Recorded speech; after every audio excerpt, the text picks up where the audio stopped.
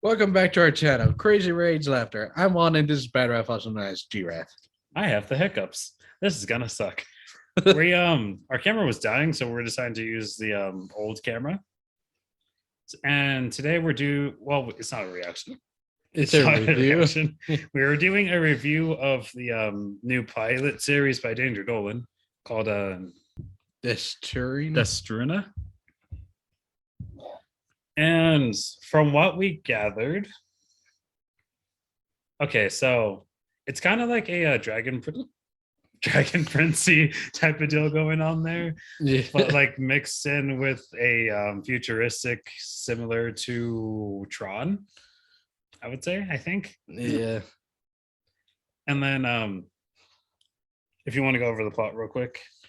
Pretty much it's like it's kind of confusing. He starts out with this what looks like a family, but except for the main character who played by Tom Fiddleton, I think. Hold on, we have the names. Yeah. The numbers, Mason, what do they mean? Tom Felton. Tom Felton was it, who I thought was Danger Dolan himself playing this. I really thought it was Danger Dolan. I'm not even kidding. It sounded pretty similar, not gonna lie. And then his sister, who reminds me of Katara from Avatar: The Last Airbender, was it? They're like a similar age. Then they have the two older ones. The older guy who had darker hair and a goatee, and his I don't know if it's their sister or their mother. I don't even know those people's names. Okay, so the character that he is talking about is named Gekka. Gekka? And she was the one with green hair. And like they have a family picture, but later on in this and later on in the episode, Don, which is the main character, calls what I thought would be the dad, it's the older brother. And then it's kind of confusing, honestly. Yeah. I guess like we didn't pay enough attention to that going on, and then like going for the main plot, they kind of seem like a pretty interesting family. And then they introduce this one character with pink hair, and I think her name is Cat, or she looks like a cat. Yeah. But it wasn't a cat because there was horns, although it was a cat. I thought it was a bow, honestly. No, she also had on a bow. Oh yeah. Yeah, it's a bow and horns. Yeah. Okay, so the main plot of this was it's like this virtual, I don't even know if it's virtual reality or Yu-Gi-Oh, like it was see, he has goggles that augments the reality because like the objects are still there, but you can interact with the objects, which is makes it virtual reality at that point. But you can also take damage from the objects, and that actually affects you.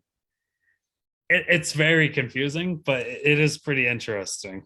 Yeah, like good idea, good art style, good details, but you get lost in the plot real fast, honestly. Like I don't feel like they went in depth enough with the characters right away.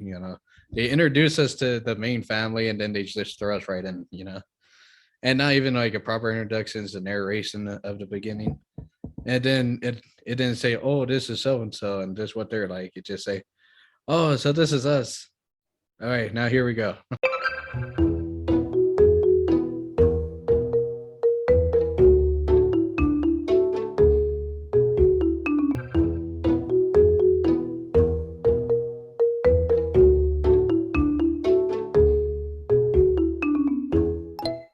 All of a sudden it shows this other character that's supposed to be really mean. I'm like, okay, that guy's probably the main villain. But at the same time, I'm like, I don't think he's the main villain after what happened in the second part of this episode. The star of the show. Okay. Actually, let's talk a little bit about Gustavo. Yeah. Okay, so Gustavo reminded me of Gaston. Very much so. Like personality-wise, and then like all the people that were surrounding him, I'm like, he's giving me some narcissist vibes. I kind of liked him, honestly. Honestly, I thought he was just funny. Like when he pops up on the cereal box later, eat some Gustavo's. I was like, What? I was just thinking about that. I'm like, do you know how annoying that would be just walking down a cereal aisle and then your cereal started, like the cereal brand started talking? Like you're just walking down the street, you're just walking down the aisle, like all of a sudden you're like, they're great. You're like, I'm cooking for a Cocoa Puffs. You're like, they'll never give me Lucky Charms. and then like it's even funnier because like they don't like the person, but yet they bought his cereal. Yeah. Like was that the only option? Why is he on a cereal box? I mean, if he's that famous, why does he even have to do the games? Honestly, Hey, he wants that wish. And then they're all mean to each other and rude at some points. Yeah, I think it's supposed to be like a family, but then again, like she. Okay, so this is really, really funny part.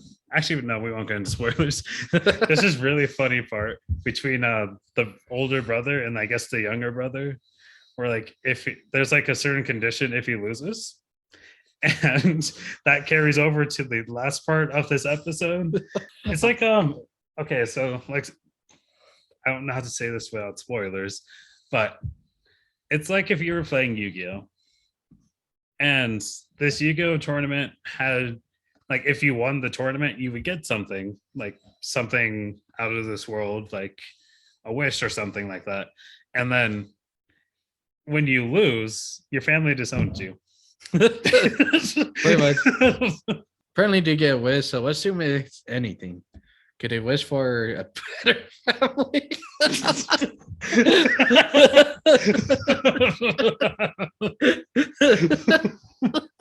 Oh dang. Okay. No. There are even some things that wishes can't do. I mean, it's like in this whole series, like who treats each other that way? They're like, "Oh, you're our only hope," but blank you. Go over here like working on something like, hey, you suck. That's not gonna work. Better not mess this up for me, bro. No.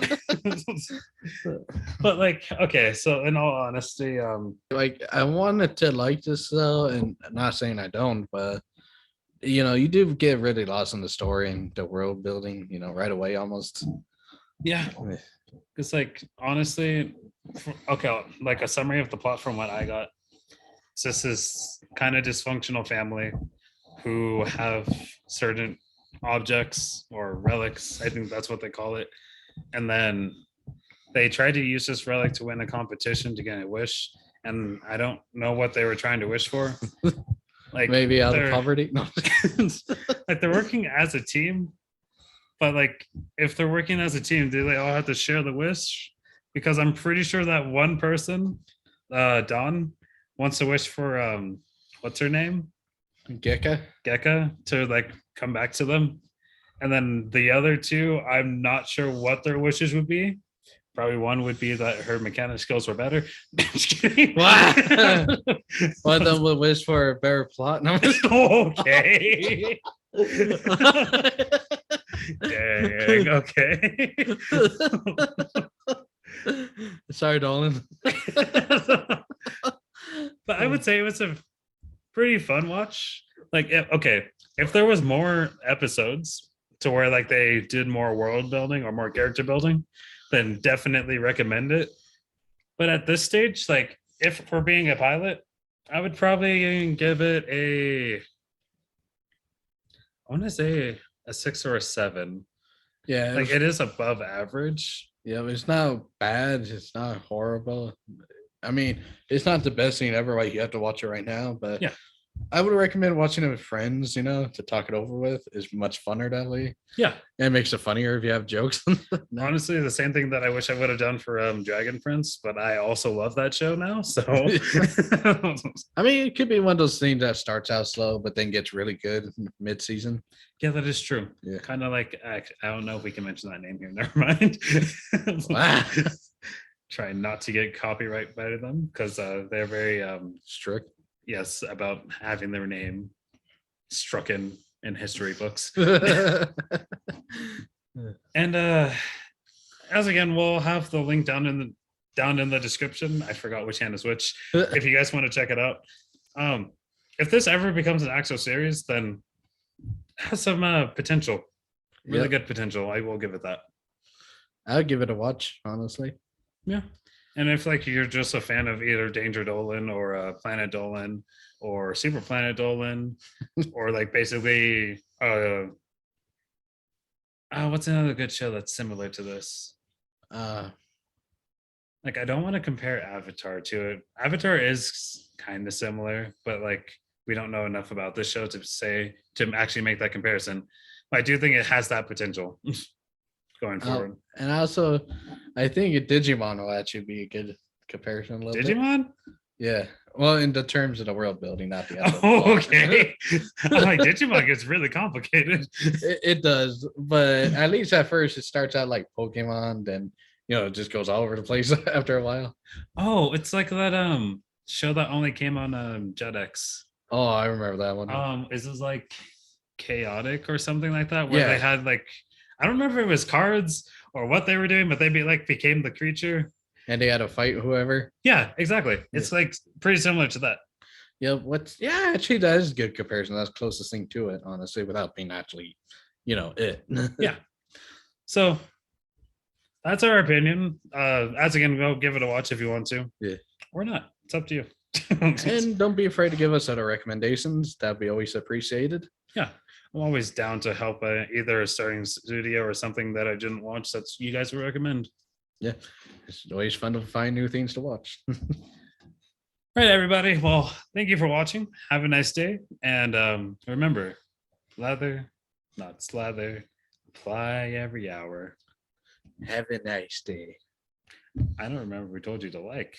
I'm cutting this part of the video out. Like it right now. Michael will return you into a treat.